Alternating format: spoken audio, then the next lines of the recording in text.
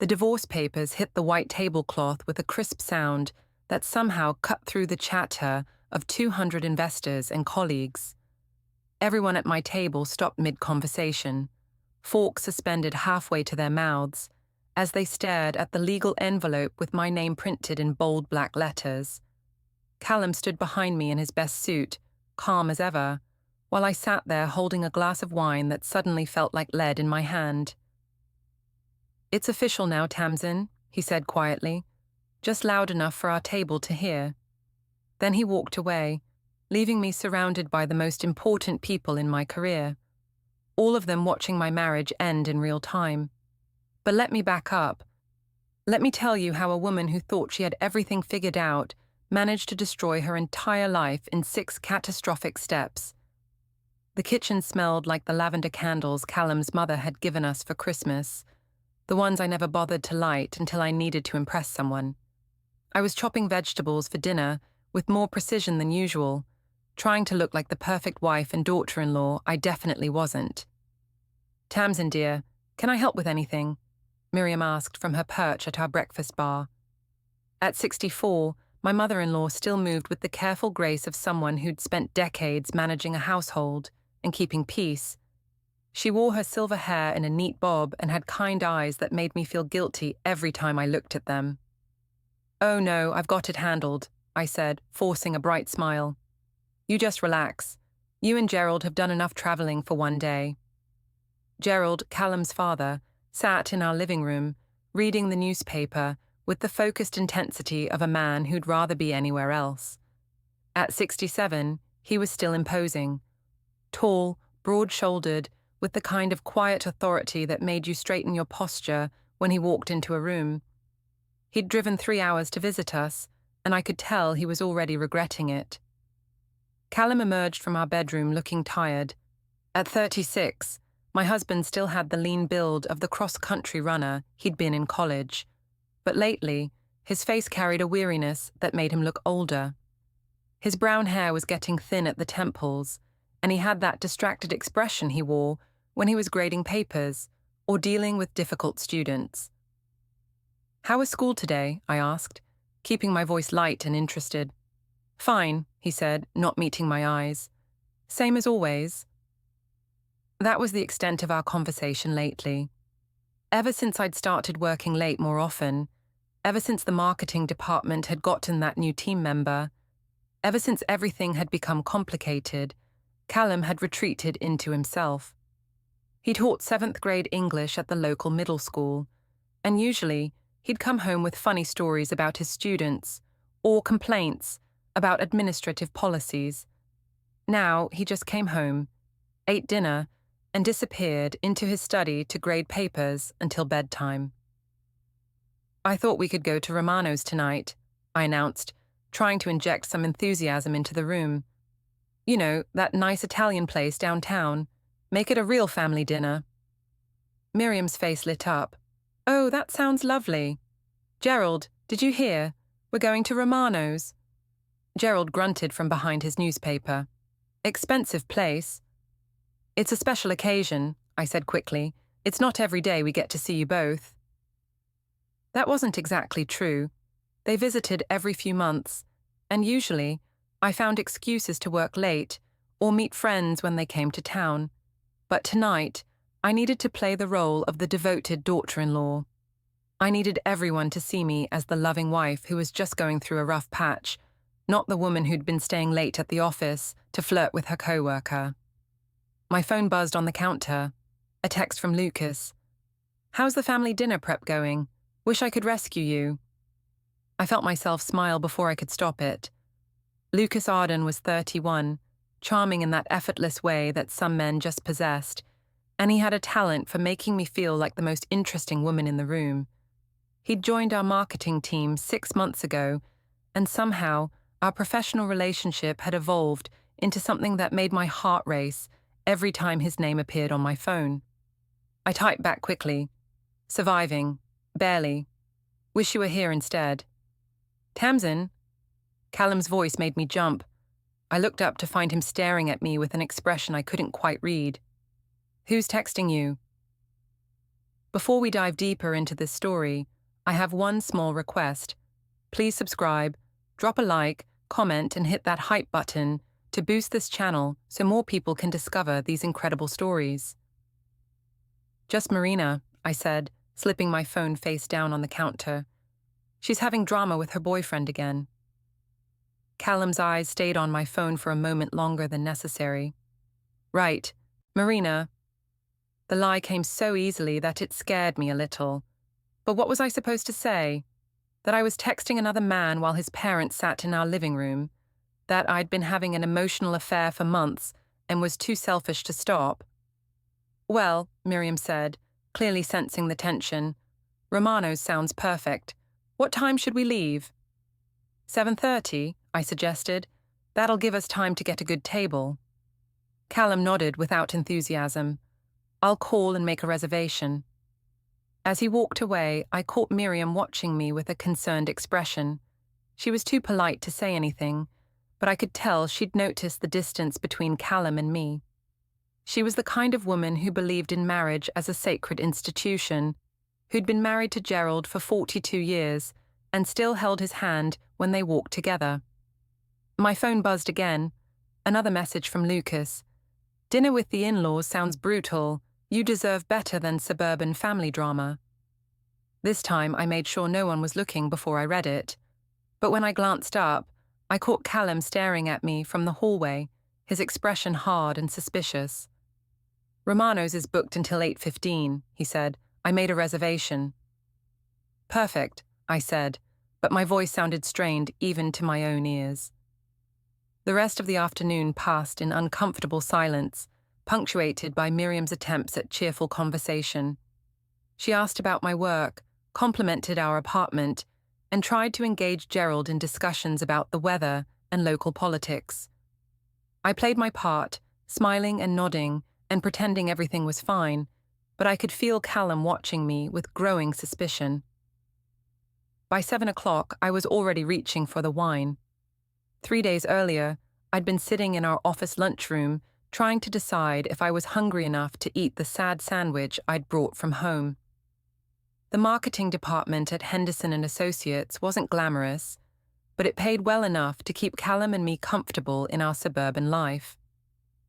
I was a mid-level analyst, which meant I spent most of my days creating reports that other people took credit for and attending meetings where nothing got decided. You look like someone stole your lunch money, Lucas said, sliding into the chair across from me. He had that easy smile that made every conversation feel like flirting, even when we were discussing quarterly projections. Just thinking about tonight, I said. Callum's parents are visiting, and I have to pretend to be the perfect wife for 3 hours. Sounds exhausting. Lucas opened his own lunch, something that looked homemade and delicious, probably prepared by whatever woman he was casually dating that week. Why pretend? Why not just be yourself? Because myself is apparently not good enough for the Yarrow family standards. That wasn't fair, and I knew it. Miriam and Gerald had always been kind to me, if a bit formal. But lately, everything about my marriage felt like a performance, and I was getting tired of playing a role that didn't fit anymore. My phone buzzed. A text from Callum. What time will you be home tonight? Mum wants to cook dinner together. I stared at the message, feeling a familiar wave of irritation. He always did this, made plans without asking me first, assumed I'd be available whenever his family needed something. Let me guess, Lucas said, reading my expression. Husband duties calling. He wants me to come home early and cook with his mother, like I don't have my own work to finish. That's the problem with marriage, Lucas said, leaning back in his chair. Everyone expects you to be available 24/7. No consideration for what you might want. I looked at him more carefully. Lucas had been married once, briefly, in his 20s. He'd mentioned it casually a few weeks ago, describing it as a learning experience that taught him the value of independence. Callum's not usually controlling, I said, though even as I said it, I wondered if that was true. He's just predictable. Everything has to be planned and scheduled and approved by the family committee. You deserve better than that, Lucas said quietly. You're smart, funny, beautiful. You shouldn't have to dim yourself down just to keep everyone else comfortable. The compliment hit me like a warm wave. When was the last time Callum had called me beautiful? When was the last time he'd noticed anything about me beyond whether I'd picked up his dry cleaning or remembered to pay the electric bill? I should text him back, I said, but I made no move to pick up my phone. Or, Lucas said, you could finish your lunch and worry about it later. The world won't end if you take 30 minutes for yourself. My phone buzzed again. Another text from Callum. Tamsin, did you see my message? Then another. Mom's already at the store buying ingredients. I felt my jaw clench. This was exactly what I was talking about. He'd made plans, involved his mother, and now I was the bad guy if I didn't drop everything and rush home to play housewife. Everything okay? Lucas asked. He's being passive-aggressive because I'm not responding fast enough. I showed him the texts, and he shook his head. That's manipulative. He's making you feel guilty for having your own life. Was that what this was? I'd been feeling vaguely suffocated for months, but I'd assumed it was just the normal ups and downs of marriage. Everyone said the first few years were the hardest, that you had to work through the adjustment period. But maybe the problem wasn't adjustment. Maybe the problem was that I'd married someone who expected me to shrink myself down to fit into his family's idea of who I should be. You know what? I said, turning my phone face down on the table. He can wait. I'm finishing my lunch. Lucas grinned. There's the Tamsin I know, independent and fierce. We talked for another 20 minutes about work projects and weekend plans. Lucas had a way of making everything sound interesting, even mundane office gossip. He listened when I talked, asked follow-up questions, remembered details from previous conversations. It was the kind of attention I'd forgotten I craved. When we finally headed back to our desks, I felt lighter than I had in weeks. But as soon as I sat down, my phone started buzzing again. Callum. Tamsin, please call me. Mum's wondering what happened. Then, are you okay? You're not usually this quiet. And finally, I'm getting worried. Can you at least let me know you're alive? The guilt hit me like a physical weight. He wasn't being manipulative. He was being concerned. I was the one who'd been distant and distracted lately, staying late at work, coming home tired and irritable. Of course he was worried when I didn't respond to his texts. I called him back, and he answered on the first ring. Tamsin. Thank God. I was starting to think something had happened. I'm fine, I said. Just busy with work stuff. Sorry I didn't respond earlier. Mum bought ingredients for that pasta dish you like. She's really excited to cook together. The enthusiasm in his voice made me feel worse. Miriam was probably in our kitchen right now, organizing ingredients and planning our evening together, genuinely happy to spend time with me. And here I was, resenting her kindness because it interfered with my lunch flirtation with another man. That sounds great, I said. I'll try to leave by 5. Try? I'll leave by 5, I corrected. Tell your mum I'm looking forward to it. After I hung up, I stared at my computer screen without seeing it. This was getting complicated. I wasn't doing anything technically wrong. Lucas and I were just friends, just colleagues who enjoyed each other's company. But the fact that I was hiding our conversations from Callum, the fact that I looked forward to seeing Lucas more than I looked forward to going home to my husband, suggested that maybe I was already crossing lines I didn't want to acknowledge. My computer pinged with a message from Lucas. Drink after work tomorrow. You look like you could use it. I stared at the message for a long time before typing back. I shouldn't. Why not? It's just a drink between colleagues. Because I'm married. So, married people are allowed to have friends. He was right, of course. There was nothing wrong with having a drink with a coworker. Callum went out with his teacher friends sometimes. I'd had drinks with Marina and other girlfriends plenty of times. But this felt different, and we both knew it.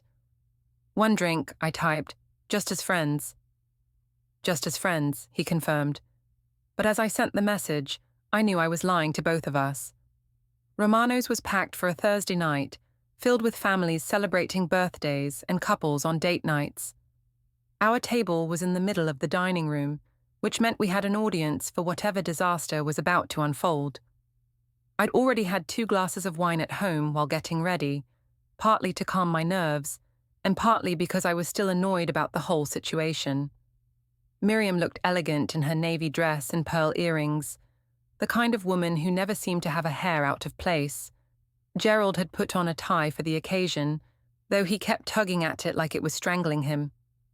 Callum sat across from me, handsome in his button-down shirt, but his smile looked forced. "This is lovely," Miriam said, looking around the restaurant with genuine pleasure. "Thank you for suggesting it, Tamsin." "Of course," I said, signaling the waiter for another glass of wine. "Only the best for family." The waiter, a young man who looked like he was working his way through college, approached our table with practiced efficiency. "Good evening, folks. Can I start you off with some appetizers tonight?" "We'll have the antipasto platter," I said, without consulting anyone else, "and another bottle of the Chianti." Callum gave me a look. "Don't you think you should slow down a little?" "I'm fine," I said, louder than necessary. "It's a celebration, right? Family dinner?" Gerald cleared his throat. "What are we celebrating exactly?" The question hung in the air for a moment. What were we celebrating? My successful deception of his son? My growing emotional affair with my co-worker? The slow death of my marriage? "Just being together," I said finally. "Family is important." My phone buzzed in my purse. I knew it was Lucas. He'd been texting me all evening, making jokes about family dinners and asking if I needed rescue. I'd been responding sporadically, which was probably stupid, but his messages were the only thing keeping me sane. "Tamsin," Callum said quietly, "could you put your phone away? We're trying to have dinner." "I'm not even looking at it," I protested, though I could feel it buzzing again. "You've checked it 6 times since we sat down." Had I? I didn't realize I was being so obvious. The wine was making everything feel slightly blurred around the edges, but also more honest somehow, like I didn't have to work so hard to pretend everything was fine. "Sorry," I said, making a show of putting my phone face down on the table. "There. Happy?" Miriam was watching this exchange with growing concern. "Is everything all right, dear? You seem a bit tense." "I'm perfect," I said. "Absolutely perfect. Perfect wife, perfect daughter-in-law, perfect everything." The sarcasm in my voice was thick enough to cut, and I saw Gerald's eyebrows rise. Callum looked like he wanted to disappear under the table. "Tamsin," he said under his breath, "what's gotten into you?" "Nothing's gotten into me. I'm just being myself. Isn't that what everyone wants? Authenticity?" The antipasto platter arrived, and I immediately reached for my wineglass. The Chianti was good, rich and warm, and making everything feel less sharp around the edges. I was aware that I was drinking too fast, but I couldn't seem to stop myself. "So, Gerald," I said, cutting a piece of salami with more force than necessary, "how's retirement treating you? Must be nice not having any real responsibilities anymore." Gerald had been a high school principal for 30 years before retiring last spring. He'd been respected in his community, the kind of man parents trusted with their children's education. My comment was unnecessarily cutting, and everyone at the table knew it. "I keep busy," he said mildly, but I could see the hurt in his eyes. "I'm sure you do," I continued. "Golf and gardening and all those exciting retired person activities." "Tamsin," Callum said sharply, "stop." "Stop what? I'm making conversation. Isn't that what we're supposed to do at family dinners? Talk to each other?" Miriam was twisting her napkin in her lap, clearly uncomfortable. "Maybe we should order our entrees," she suggested. "Great idea," I said, raising my wineglass. "But first, I want to make a toast." "Tamsin, don't," Callum said, but I was already standing up. The wine had made me unsteady, and I had to grip the back of my chair to keep from swaying. Several nearby tables turned to look at us, probably expecting a sweet family moment. "To the Yarrow family," I announced, loud enough for half the restaurant to hear. The most wonderfully traditional family in all of suburbia. Gerald was staring at me with growing alarm. Miriam looked like she might cry. "Tamsin, sit down," Callum hissed. "I'm not finished," I said. "I want to tell everyone about my dear husband Callum. Did you know that when he was 12, he cried for 3 days because his goldfish died? His mother had to hold a funeral service in the backyard, complete with a little wooden cross." It was true. Miriam had told me the story years ago, thinking it was sweet evidence of Callum's sensitive nature. At the time, I'd found it endearing. Now, with too much wine in my system and months of resentment bubbling over, I was using it as a weapon. "And his father," I continued, gesturing toward Gerald, "used to make him practice handwriting for an hour every night because his cursive wasn't perfect enough. Can you imagine? An hour of handwriting practice, like we were living in 1950. "That's enough," Gerald said, his voice quiet but firm. "Is it, though?" I asked. "Because I'm just getting started. Did you know that Callum still calls his mother every Sunday at exactly 2 o'clock? Rain or shine, every single week, like clockwork. God forbid we should have our own plans on Sunday afternoon." The restaurant had gone quiet around us. I was dimly aware that people were staring, that our waiter was hovering nearby looking uncertain, that Miriam had tears in her eyes. But the wine and the anger, and the months of feeling trapped, had combined into a perfect storm of self-destruction.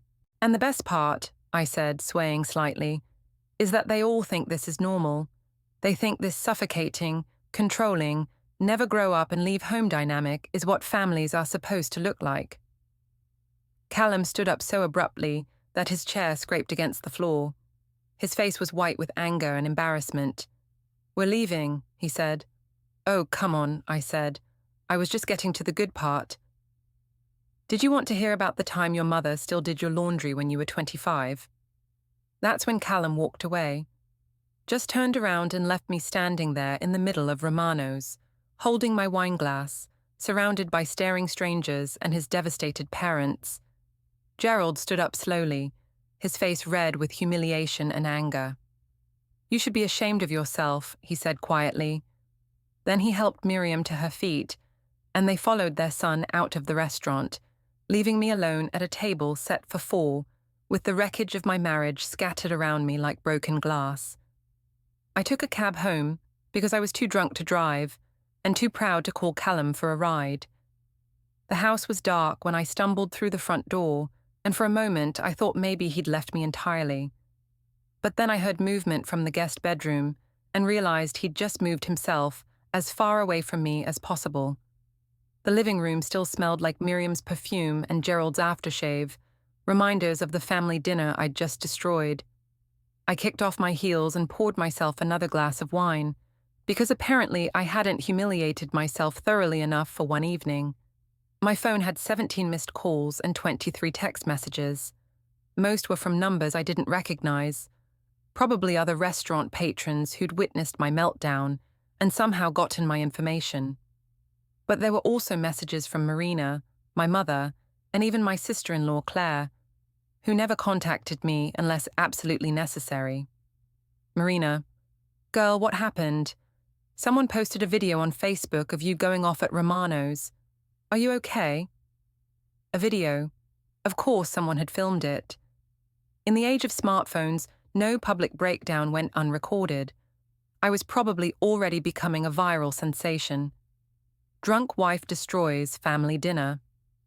My mother's message was more direct. "Tamsin Elizabeth, call me immediately. I don't know what's gotten into you, but this behavior is unacceptable." Even at 34, my mother's use of my full name could make me feel like a scolded child. Sabine Yarrow, she'd taken Callum's name when we married, which she thought was wonderfully traditional, was a pragmatic woman who believed in handling problems quietly and efficiently. Public scenes were against everything she'd taught me about proper behavior. But it was Claire's message that made my stomach drop. "I always knew you weren't good enough for my brother. Now everyone else knows it too." Claire was Callum's older sister, a successful real estate agent with 2 perfect children and a husband who worshipped the ground she walked on. She'd never liked me, though she'd been polite enough to hide it until now. I could picture her sitting in her pristine kitchen, probably calling every family member and friend to make sure they'd all seen the video of me destroying Callum's reputation. I climbed the stairs slowly, the wine making each step feel uncertain. The guest bedroom door was closed, and I could see light underneath it. Callum was awake, probably lying there wondering how his life had gone so wrong. I knocked softly. "Callum, can we talk?" Silence. "I know you're awake. Please let me explain." "There's nothing to explain," came his voice through the door. "You made everything perfectly clear tonight." "I was drunk. I didn't mean those things." "Yes, you did." His voice was quiet but firm.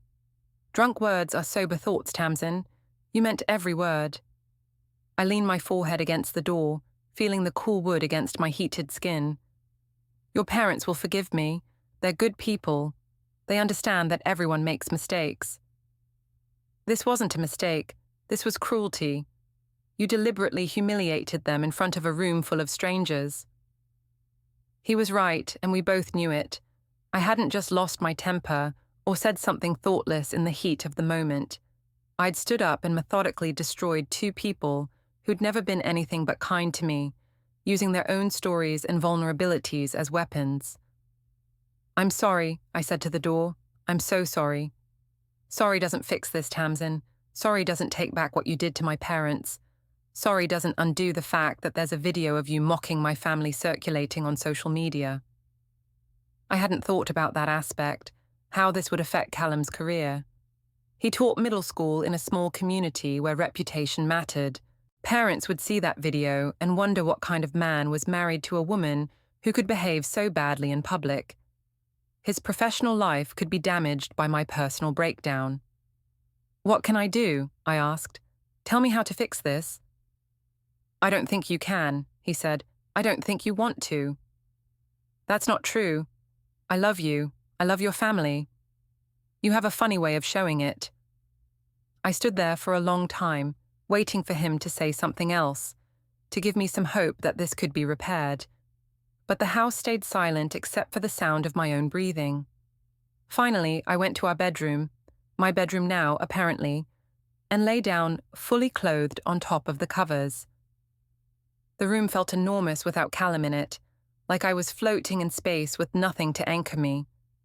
My phone buzzed with a text from Lucas. "Heard you had an eventful evening. You okay?" How had he heard already? The video must be spreading faster than I'd realized. In a few hours, everyone I knew would have seen me at my absolute worst. "Not really," I typed back. "I think I ruined everything." "Want to talk about it? I'm a good listener." The offer was tempting. Lucas would be sympathetic, would probably tell me that Callum's family was too uptight anyway, that I deserved better than their judgment and criticism. He'd make me feel like the victim instead of the perpetrator. But even drunk and devastated, I knew that talking to Lucas right now would be crossing a line I couldn't uncross. My marriage was hanging by a thread, and I couldn't afford to make things worse. "Thanks, but I should probably deal with this alone," I typed. "You don't have to deal with anything alone. That's what friends are for." Friends. We were still pretending that's all this was, even though we both knew better. I turned my phone face down and closed my eyes, but sleep wouldn't come. Every time I started to drift off, I'd remember the look on Miriam's face when I'd mocked her son, or the way Gerald's shoulders had slumped when I'd dismissed his retirement. These were good people who'd welcomed me into their family, and I'd repaid their kindness with public humiliation. Around 3 a.m, I heard Callum moving around downstairs, water running in the kitchen, the sound of papers rustling, the quiet click of his laptop keyboard. He was probably researching divorce lawyers or figuring out how to separate our finances. The thought should have terrified me, but instead, I felt a strange sense of relief. Maybe it would be easier if he just left. Maybe we'd both be happier apart. But when morning came, and I found him gone, off to work without saying goodbye, without leaving a note, Without any acknowledgement that I existed, I realized I'd been lying to myself. I didn't want him to leave. I wanted him to fight for us, to yell at me, to demand that I fix what I'd broken. Instead, he'd simply moved on, like I was already a stranger. The next few days passed in a haze of awkward encounters and whispered conversations. At work, people kept giving me sideways glances, and I knew they'd all seen the video. Someone had posted it on the company's internal social media group with the caption, "When family dinners go wrong," and it had gotten 47 comments before HR made them take it down. Lucas found me in the break room on Friday morning, looking uncharacteristically serious. "How are you holding up?" he asked, closing the door behind him. "I've been better," I admitted. "Callum's barely speaking to me. His family probably wants me dead, and I'm pretty sure I'm going to be the subject of office gossip for the next 6 months." "Their loss," he said. "Anyone who can't see that you were just having a bad night doesn't deserve you." It was exactly what I'd expected him to say, but it didn't make me feel better the way it usually did. If anything, his automatic support made me feel worse, because I knew I didn't deserve it. "I was horrible to his parents," I said. "They didn't do anything wrong, and I humiliated them in front of a room full of strangers." "You were frustrated. People say things they don't mean when they're frustrated." "But I did mean them. That's the problem. I've been resenting his family for years, and I finally said it out loud." Lucas sat down across from me, leaning forward with that intense attention that had drawn me to him in the first place. "Maybe that's not a bad thing. Maybe it's time you stop pretending to be someone you're not." "Who am I then? If I'm not Callum's wife, if I'm not part of his family, who am I?" "You're Tamsin. You're smart, successful, independent. You don't need their approval to be worthwhile." His words should have been comforting, but they felt hollow. I'd spent years building a life with Callum, creating traditions and shared memories and plans for the future. If I threw all that away, what would I have left? "I should get back to work," I said, standing up. "Tamsin, wait." He caught my hand as I walked past him, and for a moment, we stood there, connected by that simple touch. "Whatever happens with your marriage, you know I'm here for you, right?" I looked down at our joined hands and felt a flutter of the old excitement, the sense that maybe there was still someone who found me interesting and desirable. But I also felt a wave of guilt so strong it made me dizzy. "I know," I said, pulling my hand away. "Thank you." That afternoon, I left work early and drove to Eva's school to pick up our daughter. At 7 years old, Eva was a perfect combination of Callum and me. His thoughtful nature and my stubborn streak, his love of books and my tendency to ask too many questions. She climbed into the back seat of my car with her usual chatter about her day, but I noticed she seemed more subdued than usual. "How is school, sweetheart?" I asked, adjusting the rearview mirror to see her face. "Good," she said, but she was looking out the window instead of meeting my eyes. "Just good? Usually you have more to tell me." "Daddy picked me up yesterday," she said. "He seemed sad." My heart clenched. Of course Callum was sad. His wife had publicly humiliated his parents and destroyed a family dinner that was supposed to be a pleasant evening together. But I hated that Eva was caught in the middle of our problems. "Daddy and I are just working through some grown-up stuff," I said. "It has nothing to do with you, okay? We both love you very much." "Are you getting divorced?" she asked with the blunt directness that only children could manage. The question hit me like a physical blow. "Why would you ask that?" "Because Tommy's parents got divorced last year, and first they stopped sleeping in the same room, and then his dad moved out, and then they had to go to court." I realized that Eva had probably noticed Callum sleeping in the guest room, had probably picked up on the tension between us, even before the restaurant disaster. Kids were more observant than adults gave them credit for. "We're not getting divorced," I said, though even as I said it, I wondered if I was lying. "We're just having some problems that we need to work out." "Okay," she said, but she didn't sound convinced. When we got home, Callum's car was already in the driveway. I found him in the kitchen, making dinner with the mechanical efficiency of someone going through the motions of normal life. "Hi," I said tentatively. "Hi," he replied without looking up from the stove. Eva ran to him for a hug, and I watched his face soften as he lifted her up and spun her around. Whatever problems we had as a couple, Callum was a wonderful father. He was patient and kind, and genuinely interested in Eva's thoughts and feelings. The idea that my behavior might cost him time with his daughter made me feel sick. "I made your favorite," he told Eva, "spaghetti and meatballs." "Can we eat in the living room and watch a movie?" she asked. "Sure," he said. "Go pick something out." After Eva left the room, Callum and I stood in awkward silence. He was wearing his weekend clothes, jeans and a faded college t-shirt, but he looked tired and older than his 36 years. "How was work?" I asked. "Fine." He didn't ask about mine. "Callum, we need to talk about what happened. We can't just pretend it didn't occur." "You're right," he said, finally looking at me. "We do need to talk, but not tonight. Tonight I want to have a normal dinner with my daughter and pretend her mother isn't falling apart." The words stung, but I couldn't argue with them. I was falling apart, had been for months. The restaurant scene was just the most visible symptom of a larger problem. We ate dinner in the living room, watching one of Eva's favorite movies and pretending to be a normal family. But I could feel the distance between Callum and me like a physical presence, and I knew Eva could feel it too. After we put Eva to bed, I tried again to talk to Callum, but he disappeared into his study with a stack of papers and closed the door. I could hear him moving around in there, opening and closing drawers, typing on his computer. It sounded like he was organizing things, getting his affairs in order.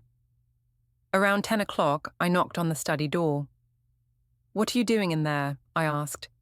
"Working," came his muffled reply. "On what? It's Friday night." "Just some administrative stuff, nothing that concerns you." The dismissal in his voice was clear. I wasn't part of his life anymore, wasn't someone he needed to explain himself to. I went upstairs and tried to read, but I couldn't concentrate. My phone kept buzzing with notifications, more comments on the video, messages from friends and family members who'd heard about the restaurant incident, work emails that I didn't have the energy to deal with. Finally, I turned my phone off and tried to sleep, but my mind wouldn't quiet down. I kept thinking about Lucas, about the way he'd held my hand that morning and told me I deserved better. Maybe he was right. Maybe I was wasting my life trying to fit into a family and a marriage that didn't really want me. But then I thought about Eva, about the way she'd asked if we were getting divorced with such matter-of-fact sadness. Did I really want to put her through that? Did I want to be the kind of mother who chose her own happiness over her child's stability? I was still awake when I heard Callum come upstairs around midnight. He went straight to the guest room without stopping by our bedroom, and I heard the quiet click of the lock turning. He was locking me out now, literally and figuratively, and maybe I deserved it. The investor dinner was supposed to be my moment of professional triumph. Henderson and Associates had landed a major client, and the celebration at the downtown Marriott was our chance to network with potential partners and show off our success. I'd been looking forward to it for weeks, seeing it as an opportunity to prove that I was more than just the woman who'd had a public breakdown at Romano's. I wore my best black dress, the one that made me look confident and successful, and spent an hour on my hair and makeup. If people were going to stare at me, I wanted to give them something worth looking at. Lucas was my date. Not romantically, we'd both insisted, just as colleagues attending a work function together. But I'd be lying if I said I didn't enjoy the way other people looked at us, the assumption that we were a couple. He was charming and attentive, making sure my wine glass never went empty and laughing at all my jokes. "You look beautiful tonight," he said as we found our table. "That dress is perfect on you." "Thank you," I said, feeling a warm glow that had nothing to do with the wine. "It's nice to feel attractive again." "Again? You're always attractive." It was exactly the kind of compliment I'd been craving from Callum for months. When was the last time my husband had noticed what I was wearing, or told me I looked beautiful, or made me feel like a desirable woman instead of just a roommate who shared his expenses? Our table was filled with colleagues and potential clients, all of them in good spirits thanks to the open bar and the promise of a profitable partnership. I found myself relaxing for the first time in days, enjoying the conversation and the attention and the feeling of being somewhere that had nothing to do with my failing marriage. "Tamsin," said Jennifer from accounting, "I love what you've done with the Morrison account. The presentation was brilliant." "Thank you," I said, genuinely pleased. "I've been working on that strategy for months." "It shows. You really outdid yourself." This was what I'd been missing: recognition for my work, acknowledgement of my skills and intelligence. At home, I felt invisible, taken for granted, but here, surrounded by colleagues who respected my abilities, I remembered who I was beyond just being Callum's wife. Lucas leaned over and whispered in my ear, "See? I told you that you were brilliant." His breath was warm against my neck, and I felt a familiar flutter of attraction. We were sitting closer than strictly necessary, and I was aware of his hand resting on the back of my chair, not quite touching me, but close enough that I could feel the heat of his presence. "Ladies and gentlemen," the company president said, standing up to address the room, "I'd like to propose a toast to the team that made tonight possible." Everyone raised their glasses, and I felt a surge of pride. Whatever problems I had at home, I was good at my job. I was valuable here, appreciated and respected. That's when I saw him. Callum was standing near the entrance to the ballroom, wearing his best suit and carrying a manila envelope. He looked calm and determined, not angry or upset, which somehow made his presence even more ominous. "Excuse me," I said to Lucas, standing up from my chair. "I'll be right back." But Callum was already walking toward our table, moving through the crowd with the focused purpose of someone on a mission. Other guests stepped aside to let him pass, probably assuming he was a late-arriving colleague or client. He stopped directly behind my chair, and I turned to face him with my heart pounding. "Callum," I said, trying to keep my voice steady, "what are you doing here?" "I came to give you something," he said quietly. His voice was calm, almost conversational, but his eyes were hard as stone. The conversation at our table had died as everyone realized something significant was happening. Lucas was staring at Callum with undisguised hostility, and I could see Jennifer and the others exchanging confused glances. "Can't this wait until we get home?" I asked. "No," Callum said. "It can't." He placed the manila envelope on the table in front of me, right next to my wine glass. The paper was crisp and official-looking, with my name typed across the front in bold black letters. "What is this?" I asked, though I was already afraid I knew. "Petition for dissolution of marriage," Callum said, loud enough for the entire table to hear. "I'm divorcing you, Tamsin." The words hit the room like a physical blow. Conversations at nearby tables stopped as people turned to stare at us. I could feel 200 pairs of eyes focused on our table, watching my marriage end in real time. "You can't be serious," I said, my voice barely above a whisper. Callum told me he'd never been more serious, then showed me his phone, screenshots of my text with Lucas, photos of us after work, and a timeline of every lie I'd told for 6 months.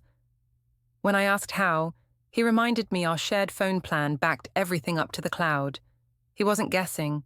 He had proof.